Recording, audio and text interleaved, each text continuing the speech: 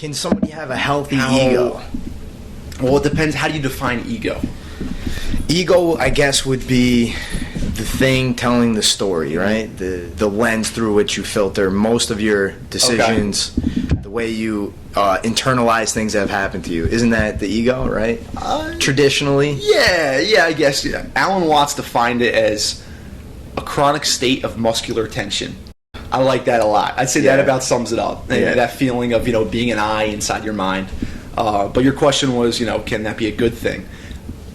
I think as individuals, you can't exist without an ego, right? That's why we climb to the top of the food chain, and that's why we, find a mate and win the wars, all those kind of things that we needed to do when we were just meandering around the world in tribes, right?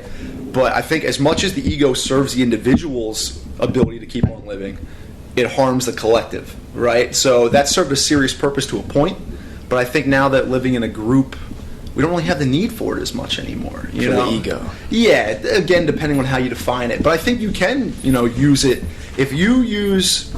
So we all have certain inclinations and abilities, and we all have... I think we're all like, we just watch a superhero movie. I think we're all superheroes to an extent. I think we all are better suited for something more than anyone else is. We just need to hopefully figure out what that thing is, And I think if in so doing, you cultivate a big ego, because that's very natural to do. If you become really good at something, people praise you for it. You probably praise yourself for it.